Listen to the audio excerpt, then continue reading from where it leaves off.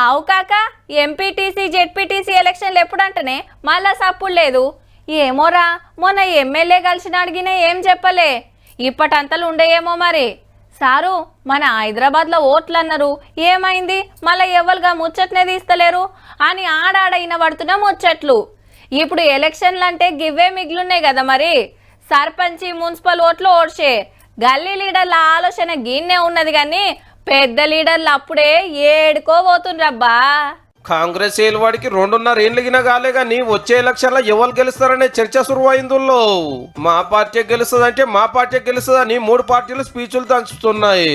మొన్న ఆదిలాబాద్ మీటింగ్ లో CM Revanth Reddy sir ఏమన్నాడంటే, మళ్ళీ గడిలో పాలన రానివ్వము, ఖచ్చితంగా 2034 వరకు ఈ ప్రభుత్వం కొనసాగుతుంది. ఏందిరమ్మ ఇండ్లు, కొత్త రేషన్ కార్డులు, సన్న బియ్యం, ఆడోళ్లకు ఫ్రీ ఆర్టీసీ బస్సులు, 200 యూనిట్ల దాకా ఫ్రీ కరెంటు, 2 లక్షల రుణమాఫీ, కొత్త సర్కారీ స్కూళ్లు, ఇంటర్ కాలేజీల పగటి పువ్వ, సన్నాలకు 500 బోనస్, ఇట్లా ఎన్నో పథకాలు నడుస్తున్నాయి. పనులు జగబెడుతున్నాం కాబట్టి మళ్ళా గెలిచేది మేమే అనేది కాంగ్రెస్ వల్ల మాట.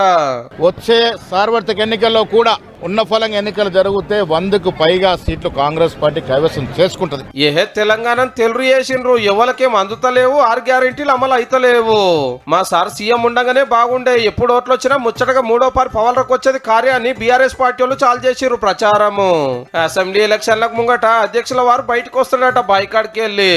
రాబోయే రోజుల్లో ఎన్నికలు ఎప్పుడు వచ్చినా అవి కేసీఆర్ ఎన్నికలుగానే ఉంటాయి, అసెంబ్లీ ఎన్నికలు కాదు.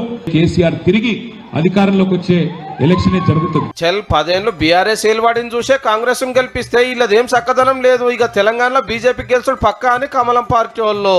తెలంగాణలో కూడా డబుల్ సర్కారు కావాలి. ప్రజలు మన వైపు చూస్తా ఉన్నారు, ప్రజలు మన కోరుకుంటున్నారు. ఎందుకంటే వారు యుద్ధాన్ని చూశారు కాబట్టి.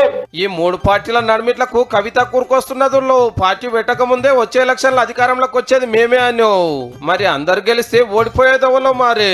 అయినా ఎలక్షన్లకు 2.5 ఏళ్ళు ఉంది.